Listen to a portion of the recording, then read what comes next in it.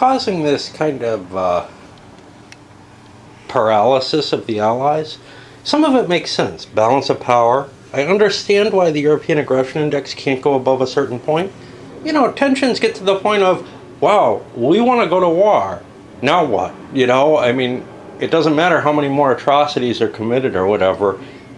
Germany has done as bad as they can do. And if they make nice, or if some event comes out, the extra point cancels it out. These have confirmed balance of power, I could not find one way or another whether or not it can get higher, but it would make sense that it can go as high as it likes. Support levels also can go as high as they like, but here's where it gets goofy. Why does it make a damn bit of difference how much support for the war Germany has to prevent Britain and France from declaring war on them?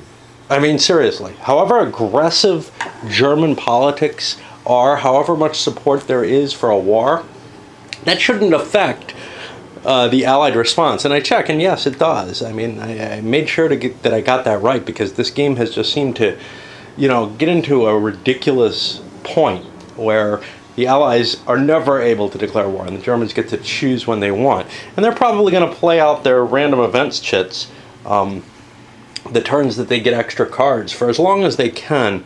The only risk to all that, of course, is Russia keeps improving. But we got away with Poland, and we don't really want to be the ones to declare war, you know. It's an ugly, ugly situation as far as I'm concerned. We're actually, I don't know.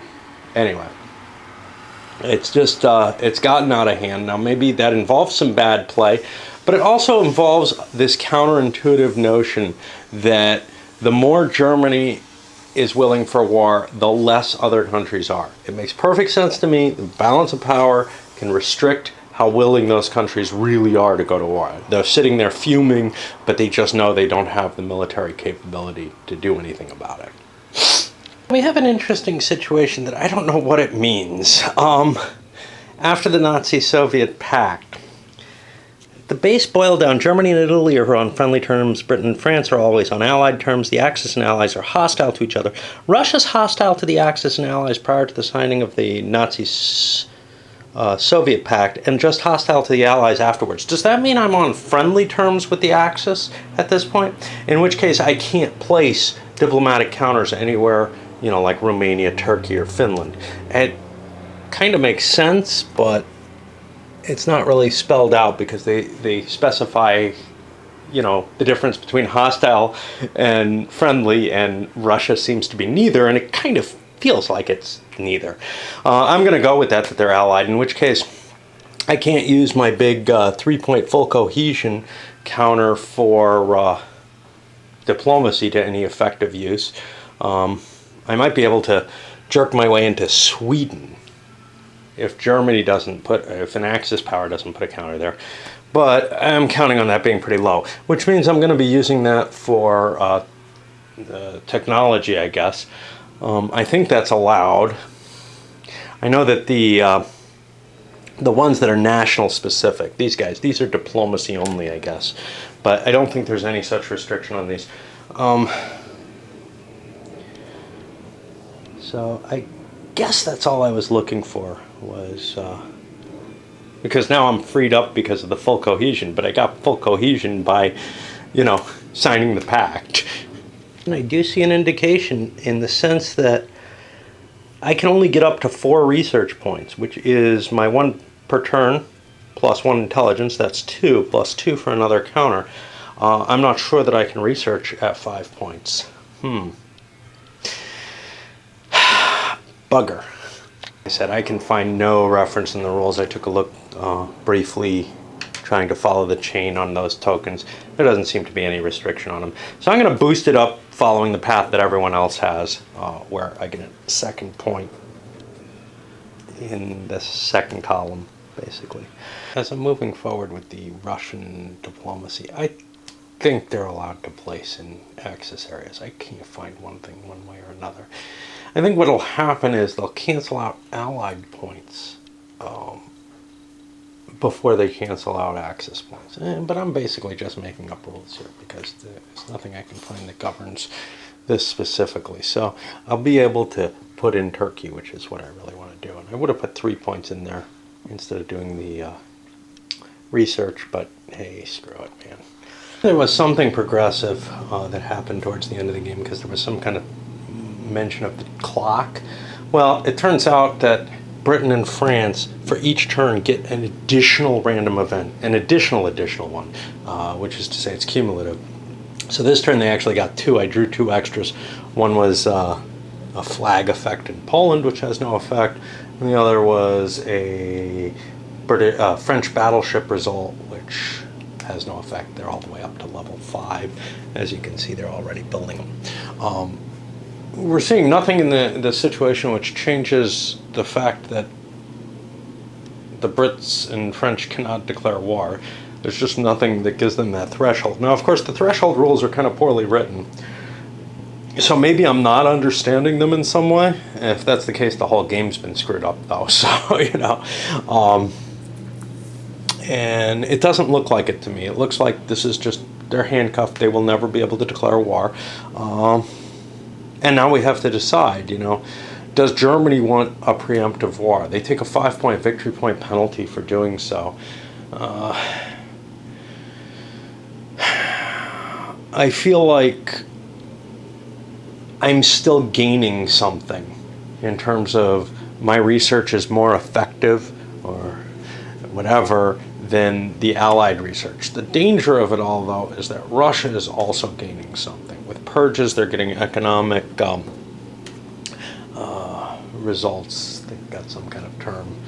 Economic something or another. PrEP results, which cause ACs, and eventually, you know, Russia could end up quite powerful if I delay too long. But at this point, I still feel like there may be some German research I want to make. I'm not sure. Another factor is, you know, things like, I'm not really paying attention to the Allied research, but things like jets and such not, I can bring the turn in which I can start actually really trying to develop them closer, as well as improve, as well as push the turn closer out to there. So as long as I'm getting more research than the Allies are, I think this is pretty good. The danger there, of course, is as the Allies get more and more random events and have more and more options with them, they're going to suffer less from the situation. At this point, I still want to go forward without declaring war, but we'll see if I declare war in 41. I've got a few things I want to do. The Muslim unrest, that looks kind of cool. But there will come a point when it's hard for me to allocate my research results, even though I have this huge research chart, just because I don't have many things left that are in the initial column, and I can only put. I'm going to have 9 research results because I'm not paying for as many for Italy anymore, or maybe 8.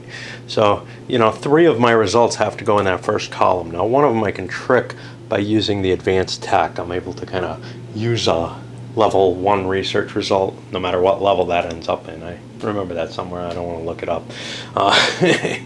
But yeah, so that's where I'm sitting right now. And so I think the axis will just push it forward a little further.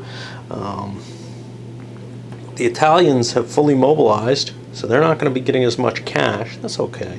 We don't really need it. We're building up a navy. Our navy's better because we have higher tech, but the Brits are able to build their ships more quickly, so they may end up with, you know, they start with a huge naval advantage. So I don't know that they're getting a smaller proportion increase is going to be as advantageous for them, and especially if we're able to knock France out fairly quickly. Of course, knocking France out fairly quickly may be difficult. They're almost fully mobilized as well. So, you know, there's a level to which everybody's so prepared. Maybe we need to make the strike soon. I don't know. But I think I'll make it in the spring because we're going to be declaring war on the Western Allies and going after them directly. So there are advantages to there being good weather, I suppose. That would be my guess. Certainly there would be in WIF. I don't remember winter being terribly horrible in Europe, though, outside of Russia. Okay, found a couple of counters that I hadn't noticed before. These guys here. Now this one's no big deal. This is an increase for the axis conducting an operation. Again, the only way you see this is by looking here saying, hey, what's that counter? You know, there's no indication in the rules of what the counter should look like that you use for that. That's fine, but this one's problematic. +1 support if Italy mobilizes a shipbuilding increase. France should have had for a long time an extra marker here on their support levels. I don't know if there are others here that would have been that. For example, a diplomatic result in Russia, I think there was a short period where France had one. I didn't realize I'm supposed to put a marker in France as well for that. Again, just, you know, not being aware of what's going on here. We have the Nazi-Soviet pact already recorded up here for France. Likewise, for the English, we have the one for the aggression beyond the Rhineland, if I can find it. There it is. That simply replaces one. And now the Germans have just upgraded their shipbuilding, which is why I was looking. I was like, I wonder if there's a marker for that. Boom, there it goes. Because I want to go into the war itself with my full shipbuilding capabilities. I think I'm giving the Allies a run for the money in the shipping department just with the research that we have. So I did a mobilization. Instead of taking more armor, I took the shipbuilding, and I'm planning on moving in that direction. If you do that real early, you give them an early benefit. Of course, France probably could have started a war. There were some wars, so there were some situations where there was a 0 chance of a war, but it was right on the edge where a draw might have pulled it in. We're going to leave it alone and say, hey, you know, whatever, because I think we've made other mistakes. And they probably favored the Axis given the outcome. But I think the biggest mistakes we made had to do with mobilizing factories for the Allies too early. But that was in response, you know, trying to make sure we had a military presence. And we'll see how it plays out, because there's a pretty strong French military already built up. France isn't going to be shocked by this war. Anyway, I dealt out the random events. Everybody's getting, the 2 allies are getting 3 each. The Germans are getting 2. And they maybe should have gotten 3 last turn, but they're getting 2 for the next couple turns or whatever. That's how I've decided to record that. This should be in my unbuilt stuff. But yeah, you know, obviously I found an error that I made there. I'll continue with the rest of the mobilizations. A lot more money left over for diplomacy, especially with things like Italy and France not spending on research because they have maxed out on their research. So we've got diplomacy being done all over. Oh, the Germans don't want to leave that alone. I sent one into Norway. I only have 1 buck ones that I can protect myself with, so I'm having real trouble because the Russians are able to influence things. So they can swing Turkey from being really pro-Axis to, as we will see, not very pro-Axis any longer. And again, I can't really tell whether or not you're supposed to be able to place those there. It does seem to me that you want to throw your diplomacy chits into the holding boxes, because there's some capability to spend points during a crisis resolution. Anyway, I'll resolve all these. I'm expecting the Germans to get chipped away in some places, but probably not everywhere. Okay, I think Germany is... I rolled a die for this, because it's quite possible France could declare war on Germany. Germany's going to declare war preemptively on France. Now, part of the problem is I'm hiding some points here. France has on France and England. France has 5 support points. So in order to do a German declaration of war,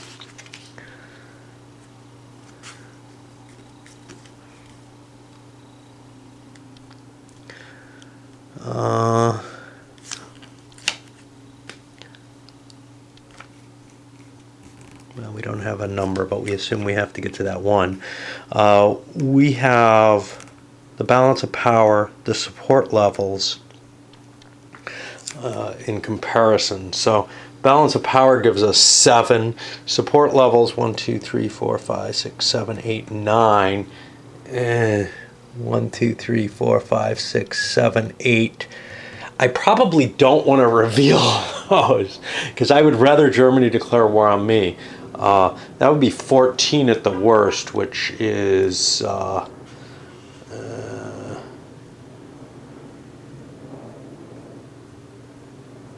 5 points off of this 8. So I'm at +3 for Germany right now. Let's see what else we have. European Aggression Index gets added for whoever wants to do it, and that's 5 points. It doesn't go above 5. So we're up to 8 now. We would have been better off letting the French try it probably, but we chose. We don't have to worry about these, right? Russia's war readiness if no Nazi, and we got a pact, and I think we have it. There doesn't seem to be any bids or anything. So Germany gets to declare war on France, Britain, whatever. And we'll see what happens. Now, could it have gone the other way? Perhaps, because there's a 5-point difference here. So if the French revealed 14 points here, 1, 2, 3, 4, 5, 6, 7, 8, 9. We can't pick on Italy, right?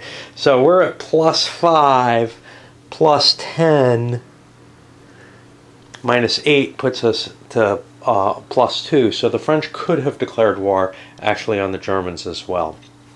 Either way we put it though, we're going to war. The difference is the victory conditions at the end of the game include a penalty for a preemptive declaration of war, but that penalty is 0 when you've got an aggression index, so nobody really suffered here. Russia, of course, cannot declare war. Can Italy declare war? Probably not.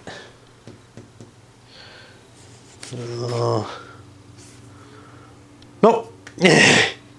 But of course we can in a world at war once the war starts. But Italy can't start anything. And that's pretty fair. You wouldn't want Italy alone against Britain or France on their own. And you certainly don't want them facing both of them. Okay, so where are we now? Now, I guess we score this, which is going to be, I don't know, I guess we have a 3-way game. But we count the Russians and allies together, and then if they win, one of them is determined to be the winner. So victory point support levels. Italian and Axis support, British and French and Russian. So I'm going to start adding up these values in here.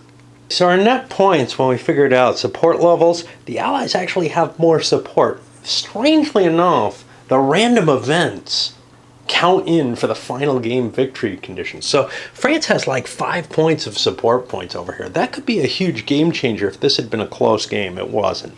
Russia is not doing well at all. Balance of power, well, the Axis actually is up 8 in that, not 6. I misadded or miscounted. Over here I've got 6 points. Russia got all their armor levels. They've got maximum armor research that they could. For aggressions, the Axis got 20 points of aggressions. The only thing they missed really is the Baltic states. That would be 2 extra points for them. Trade pacts, they got 5 points in trade pacts, stripping away the Turkish trade pack and Spain being taken from everyone. Basically, most of the trade packs disappeared, but the Allies only got 1 point from that. Right now we can see the aggressions is going to be the big game winner for them. And then for the Nazi-Soviet pact, because the alignment was tilted in favor of the Germans beyond the historical, and significantly beyond, they got 3 points. Russia lost 3. So we net out at 48, 19, and 7. These two add up to 26, nowhere near that 48. This is as much of a blowout as it seemed. As always in such games, I suspect that, you know, some of my rules misinterpretations, missing something like the Russian flag in France, a couple of things like that, definitely helped swing it. But the biggest thing, and I've said this a few times, seems to be just this: it's very easy to get yourself handcuffed in this game in such a way, at least as the Allies, that the Axis can run the game from then on. You know, I didn't have enough income with France or Britain to be able to push the diplomatic facets or whatever. There is a timer, though. These cards accumulating in somebody's hand each turn, that's a big deal. Getting 3 cards, you know, you can see what the effect was here with this +5 here. And remember, I can ignore all but one of them if I don't like them. Most of them are going to be positive for me, but I don't have to take the negative ones.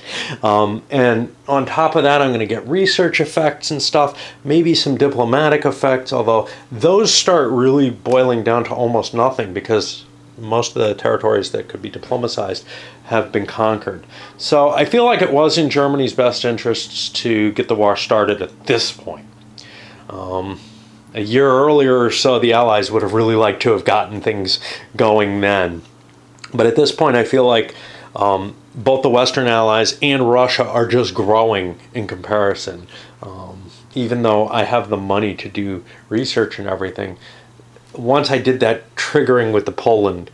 Now, should I have triggered Poland is the big question. You know, should I have played it out a little longer, let Russia go a little further? Russia is really weak, you know, in terms of their score in this game. So you would expect that they're in terrible condition, ripe to be picked in the World at War game. I'm not sure that's really the case. We're not that far off in terms of the force pool that we're putting in here. And get rid of that flag. That no longer exists. We managed to knock out the Turkish flag, which may actually change our score a little bit, because I think we were pretty close. So we have the garrison covered to here. I think we're at -1 net. And that gets us actually an extra point of balance of power or whatever. Up here, however you want to record that. So that's not too bad. I'm not quite sure. There's a damn German flag that got popped in by a random event in Russia, and I had no chance to try to remove it. I'm capable of removing one of those a turn or something like that now that I'm at full cohesion. So they shouldn't be a big deal, but whoops, one popped up and screwed me by a point or whatever. So I think I'm going to do another video as I work my way through trying to translate setting up a World at War using this. And then after I do that, I'm going to come back and I'm going to review both this game and the transition and how it kind of feels, and maybe what the comparison is to the victory point score that I have there. That's my, you know, noble goal. I don't think I'm going to make, you know, all of that as effective. So, you know, so some of my thoughts about just this game alone may have boiled away a little bit by then. One thing that I do want to say, you know, I'm not sure. I've been kind of thinking, well, why would anybody, you know, fight through this to play? But I got to tell you, there is something interesting to playing this. If you've ever looked for, as compared to Days of Decision, which I don't think stands all that interesting in a game on its own. If you've ever looked at Origins of World War II, which I covered before, and said, wow, you know, it's an interesting topic, but I wish we could go into more depth. This is actually kind of analogous to that. I feel like you can hang yourself really easily in this in a way you can't in Days of Decision, which might mean that this is not as good a scenario generator for a world at war. Using it as I did, with the results I got, now granted, I don't know what I'm doing, both in terms of rules and in terms of strategy, but you might well end up getting to the end of this and saying, wow, this was an interesting game, but I don't want to play the world at war that comes out of this. I don't feel like that ever happens in Days of Decision unless players go out of their way to make stupid decisions. I mean, in my game of it, we had some really dumb decisions, and I still think we got a pretty interesting game of whiff out of it. Interesting in the sense that maybe more interesting than you can get otherwise, for the simple fact that the Axis actually had a chance. Actually looked like they were going to win the whole shebang. In this game, I don't know. If you don't invade Poland, what happens? Russia, I don't think, ever gets to be able to break the pact. So I think I was in a position in this game where I could have just said, I win because the war's never going to be able to start. As long as I don't go into Poland, we're just going to keep playing, and eventually I'll get to, I don't think it's here, I think it's over here, the World at War victory conditions, and oh look, I won the European campaign game. Of course, that doesn't do a damn bit of good for the Japanese, because, gosh, I don't know. I think I've got a year to play that I've got to catch up with. Oh, shite. I don't know what to do with that. I have to look at this. Normally, I think you expect the war to start about the same time as the Japanese position is.